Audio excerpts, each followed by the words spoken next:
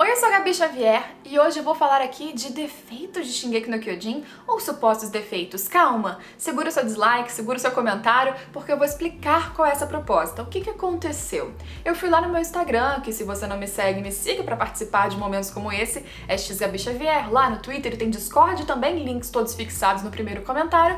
E lá no Instagram eu falei, pessoas, me mandem por favor, na opinião de vocês, qual é o maior defeito de Shingeki no Kyojin. É em cima dos comentários de vocês que eu vou fazer aqui os meus comentários, as minhas considerações, concordando, discordando, acrescentando algumas coisas que eu penso. E claro, deixa aqui embaixo também o que você acha. Não tem defeito nenhum, tem vários defeitos, fala o que você pensa. Vamos discutir também nos comentários, muito civilizadamente, por favor, sempre pedindo isso pra vocês. Deixa o seu like se você gosta desse tipo de conteúdo, que ajuda muito o canal a crescer. E se você é novo por aqui, muito bem-vindo e se inscreva para acompanhar mais vídeos como esse. Lembrando que o Discord te notifica sem falha, diferente do YouTube, então vale a pena conhecer. Ah, e pra quem tá com medo, eu vou falar todos os primeiros comentários, pelo menos, sem spoiler do mangá. Se em algum momento eu for falar qualquer spoiler, eu aviso, e aí você vai ter tempo tranquilo de sair, então pode ficar aqui. Começando com os principais defeitos, primeiro, segundo o canal Dicas de Animes, que mandou a arte do mangá.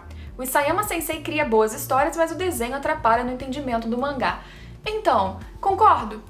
Concordo. Na verdade, não só eu concordo, como o próprio Isayama concorda. Já comentei disso aqui em um vídeo de curiosidades de Shingeki e ele mesmo já afirmou, confirmou que durante muito tempo ele acreditou que ele já tinha os seus dons natos para desenhar, eles eram suficientes, não precisava mais melhorá-los e estudar em cima disso, porque o principal para ele era a narrativa, era a história, era a construção desse universo todo, e os seus traços e tal ele não precisava estudar, aprimorar, nada. O que, segundo o próprio Isayama, ele se arrepende, ou pelo menos ele mudou de ideia e deixou implícito que agora ele está estudando. Talvez por isso o começo dos traços do mangá sejam bem piores do que a gente tem hoje. É claro que passa muito também do estilo do autor. Algumas pessoas que não curtem como é a ilustração do mangá, talvez apenas não achem que o estilo é adequado para o que elas gostam de ler. É diferente do anime. O anime trouxe sim uma qualidade incrível, bem superior, são coisas diferentes, mas a qualidade do anime é muito boa, trouxe uma clareza e uniformidade para os personagens que não teve no mangá. Às vezes eles estavam de um jeito, às vezes de outro. Pessoas que compreendem, entendem muito melhor que eu, né, que na verdade eu não entendo, sou leiga, sobre ilustrações, sobre desenhos de personagens e tudo, dizem que o Isayama não segue muito bem as regras de proporção, as próprias regras de desenho mesmo, e que lhe falta estudo claramente. O que nós, leigos, conseguimos perceber é que realmente o personagem muda muito o traço de uma hora pra outra. O tamanho de titãs que às vezes as pessoas acham, ah, meu Deus, o titã cresceu. Não cresceu, apenas a proporção não é muito estável no mangá, não liga muito, não dá pra criar muitas teorias em cima de ilustração do mangá de Shingeki por causa dessas coisas aí do Isayama, mas tem melhorado. Ele disse que agora ele acha importante, então ele pode ilustrar, mas se é pra falar de defeito, sim, esse é um defeito. Muitas pessoas, várias pessoas mandaram que o maior defeito de Shingeki no Kyojin era o Eren. Ou porque o Eren não percebia que a Mikasa gostava dele, ou porque o Eren é emotivo demais, falta determinação nele, ele chora muito, não sabe o que quer, só grita, e isso piorou bastante, imagino eu, por causa da última temporada de Shingeki. O Eren está no momento de transição, ou no momento de muitas revelações, e que isso mexe com ele mesmo. Ele tem 15 anos. Ele é muito intenso nas coisas que ele sente. Com 10 anos, antes da muralha cair, ele já queria fazer parte da tropa de exploração, lutar com todo mundo, mesmo que ele apenas mais apanhasse do que qualquer coisa. Na verdade, só não apanhasse muito mais por causa da Mikasa. Então, ele sempre teve um ímpeto, e quando ele, de repente, com 15 anos, após o treinamento, já dentro da tropa de exploração, descobre que ele tem um poder, finalmente, que pode propiciar que ele mate mais titãs, sendo um titã, ele mesmo no anime falou que ele aceitou este cargo dele, aceitou ser a esperança da humanidade e achou que aquele dom era dele por algum motivo qualquer, ele não queria saber o porquê, e de repente seu mundo cai quando ele descobre que ele só tinha aquilo tudo por causa de uma sucessão de tragédias que vinham do seu pai, que ele não entende porquê, ainda ficam muitas dúvidas. É normal que ele chore, principalmente considerando que ele sempre foi um garoto muito intenso, um garoto muito imaturo, nunca articulou planos muito bem elaborados, nunca foi super racional, ele sempre agia muito por impulso, pela vontade, na hora, e agora ele não sabe como reagir. Por isso, nesse último episódio que a gente assistiu, ele fica fica se golpeando pra tirar o garoto inútil de dentro dele, porque claramente não só os outros ali no anime, não só vocês, ele também está notando o quanto ele está travado e precisa se desligar dessas emoções que na verdade agora não vão ajudar em nada, ele precisa ser mais racional. Se ele vai conseguir girar essa alavanca e daí pra frente na história ser outra pessoa, fica a dúvida. Mas, sinceramente, eu não acho que é um defeito, porque o protagonista sempre foi dessa maneira. Talvez você sempre se incomodou, talvez você simplesmente nunca notou, mas ele é assim. Não acho um defeito porque não chega a me incomodar. Entendo que pra muitas pessoas seja, e realmente ele não é o meu protagonista favorito de uma história, de um anime, não mesmo. Mas também não é o pior, também não. Até porque eu tenho estudado bastante a construção dele, especialmente em relação à atualidade do mangá, que eu não vou comentar aqui porque é spoiler. Eu acho que o Isayama tem pensado bastante nisso, sim, mais especialmente agora no presente do que nunca. Mais de uma pessoa falou também sobre Mikasa, por exemplo, Guilherme de Araújo falou a pouca profundidade dada a Mikasa. E nesse caso eu concordo. Não é um defeito que chega a estragar a obra, mas eu acho que deixa subutilizada uma personagem que poderia ser muito legal. Ela tá ali claramente pra ser a garota badass, junto com Levi. Ela é a versão feminina menos evoluída do Levi, por enquanto, pelo menos, só que ela é muito atrelada ao Eren. Tem explicação pra isso mais profunda, tem algumas questões que envolvem essa relação dos dois e tudo e tal, só que eu acho que pra além disso ela podia ser mais bem trabalhada. Ela poderia ter o a mais pra além do Eren. A única coisa que ela tem pra além do Eren é o passado antes dele existir, da sua família, dos seus pais, o que aconteceu, e a partir daí não. Ela simplesmente vive o Eren. Acontece isso na realidade? Acontece. Mas existe uma construção que poderia ter sido feita. Momentos em que ela não estaria apenas pensando nele. Acho uma pena, porque ela é muito mais forte psicologicamente que o Eren, exceto em relação a ele, talvez. É até difícil eu falar um pouco da Mikasa, porque pode ser a minha interpretação em cima dos momentos em que ela está atrelada a outro. Porque sozinha pouco tivemos. Mesmo na light novel, que foi aprovada, porém não escrita pelo Isayama, ela tá sempre apoiada em outra pessoa. É um momento fictício, imaginado, totalmente vinculado ao Eren. Eu queria muito que Mikasa existisse independente dele. Sério. O Luiz F. Araújo falou que o maior defeito pra ele é ter famílias com poderes. E aí eu acredito que ele tá falando agora dessas novas revelações, né, do anime, de que uma família raiz, a família real ali dentro das muralhas, teria algo especial no seu sangue para poder ativar um titã especial, que é o titã primordial, que tem o uso da coordenada, que ativa então memórias, né, apaga memórias, modifica memórias, que controla titãs, é algo muito místico, né, pouco explicado até agora, talvez pouco explicado em geral, e há outros detalhes também em relação ao presente do mangá, e assim, eu não acho isso ruim. Eu tenho algumas questões de Shingeki, a gente elabora um pouquinho isso melhor no final do vídeo, que eu acho que são bons acréscimos na história, dão mais emoção. Quando você tem talvez personagens, por exemplo, que são muito fortes porque são, isso pode funcionar, acontece em várias outras histórias, em vários battle shonens, por exemplo, da vida, e é um acréscimo narrativo simplesmente pra ficar emocionante. Não acho que isso seja um defeito, mas como Shingeki, o Isayama, se propõe muito a criar um universo cheio de pequenas explicações, pequenas pistas, coisas aqui que se complementam ali, eu acho que nesse caso, por exemplo, dos poderes, isso que você já sabe no anime, muito mais que você ainda vai saber, precisam realmente serem melhores explicados. Eu tô com calma, eu tô com super paciência, por enquanto eu estou bem satisfeita com as explicações que eu tenho até agora, funcionam pra mim, mas até o fechamento dessa história, ou em breve, o Isayama precisa dar mais explicações, preencher mais dúvidas, porque é diferente de quando a gente ficava no limbo sem saber nada e de repente descobriu várias coisas que ainda faltam pontas,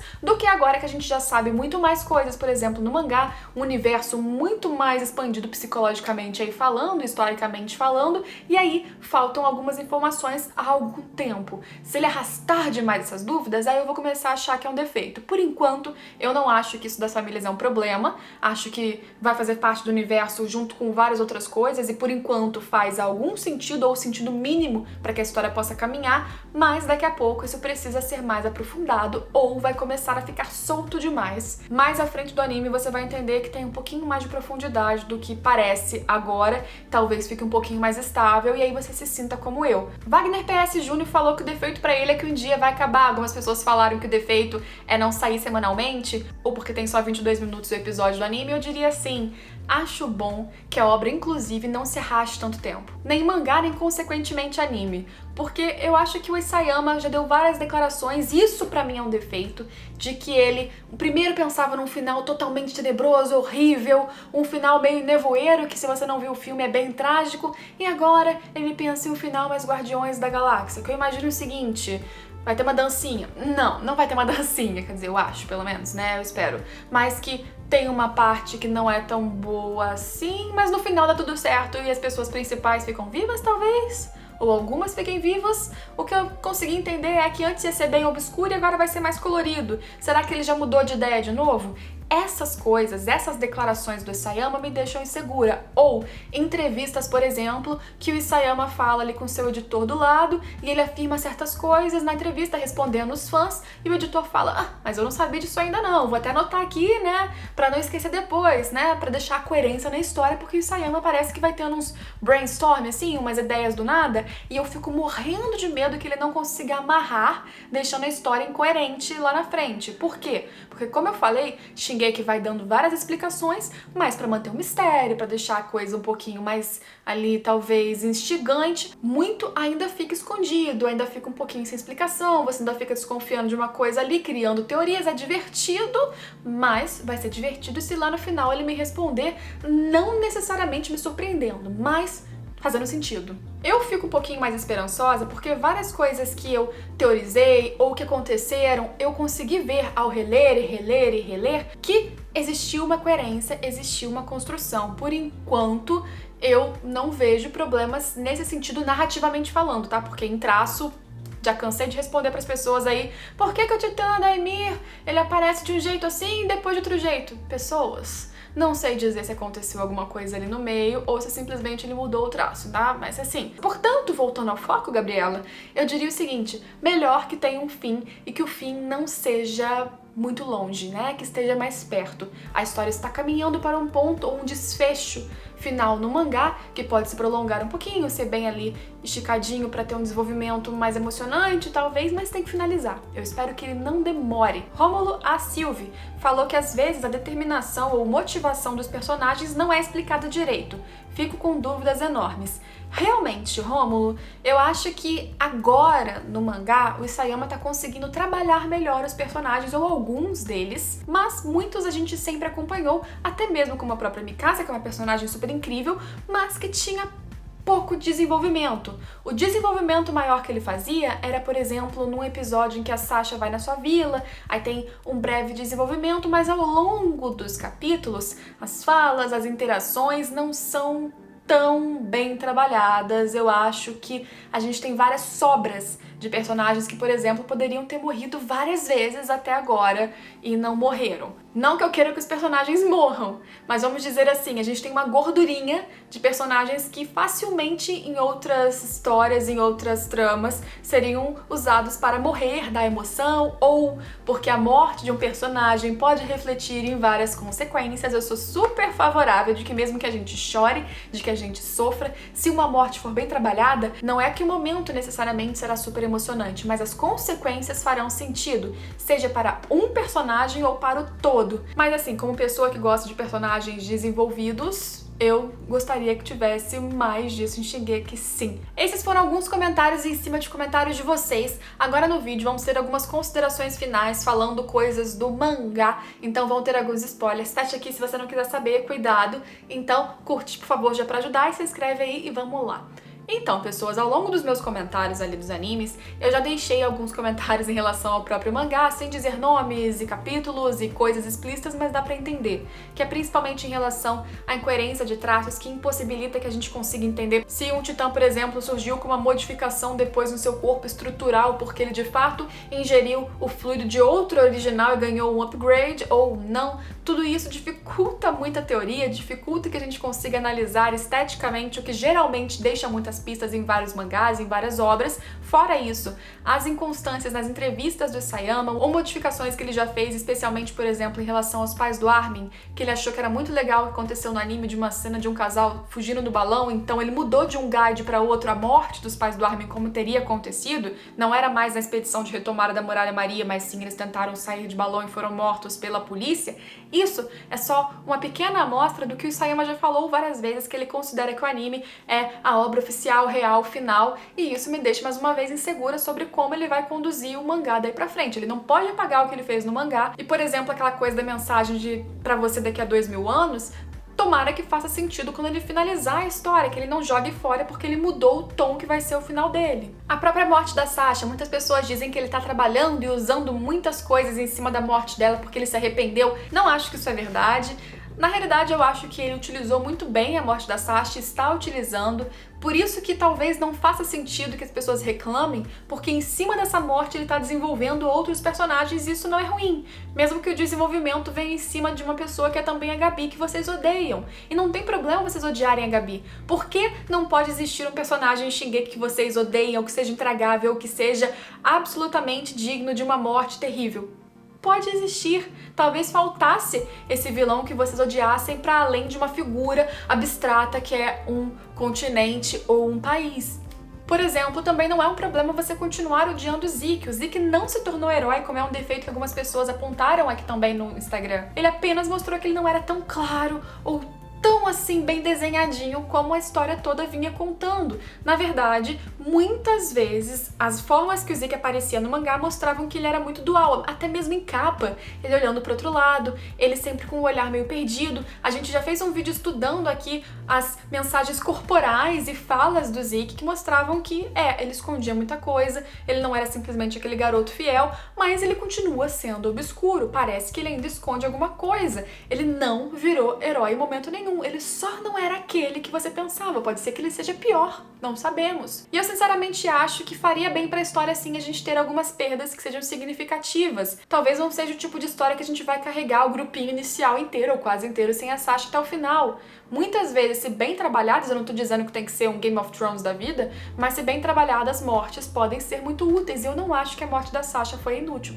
Não mesmo, e agora menos do que antes. Se eu pudesse dizer algo que é um defeito aí narrativo em Shingeki ao longo do mangá como um todo, é que o mangá às vezes perde um pouco do seu ritmo. Por exemplo, a gente ficou um longo período ali em Marley que de vez em quando vinham revelações interessantes e aí animou até chegar o momento da batalha, mas alguns capítulos ficam mornos demais e tem informação que vem assim aos montes, como se o Isayama de repente quisesse jogar um monte de informação que não necessariamente é super relevante, deixa mais pista do que explicação. Isso faz com que algumas pessoas que me mandaram mensagem aqui tenham a impressão de que o mangá tá ficando muito complexo. E não é que Shingeki tem uma história mega complexa, só que o Isayama talvez não deixe as coisas muito claras, a leitura não seja tão fluida e tão proveitosa. Há leituras que trazem complexidade narrativamente falando e que são mais fluidas do que a forma que ele anda escrevendo, ou que ele anda articulando a história. Gente, eu continuo gostando. Esse vídeo aqui não é pra fazer as pessoas acharem que eu não gosto de Shingeki, mas se é pra falar alguns defeitos, esses são alguns que eu colocaria. Em geral, eu não concordo com a maioria que as pessoas apresentam. Eu acho que muitas vezes é mais uma questão de gosto, de você não gostar da forma que a história começou a caminhar, ou não gostar como um todo do protagonista, ou do tema, ou qualquer coisa desse tipo. Mas, sim, há defeitos, não tem problema nenhum uma história ter defeitos, isso não tira os méritos dela. Sem tentar me alongar muito, eu já tô há 40 minutos falando, eu vou tentar resumir esse vídeo para uns 16. Vamos tentar fazer mágica aqui, mas deixa aqui embaixo se você enxerga defeitos em Shingeki, tem várias outras coisinhas que eu não vou ter tempo de falar, porque 50 minutos falando, é sério, é muita coisa, eu preciso editar isso para algo bem mais curto. Se vocês quiserem uma parte 2, deixem aqui também, deixem sugestões, fala comigo nas redes sociais, no Discord, em todos os lugares que você puder, curte aí se você puder ajudar o canal, se inscreve se não for inscrito e a gente se vê nos próximos vídeos. Tchau, tchau!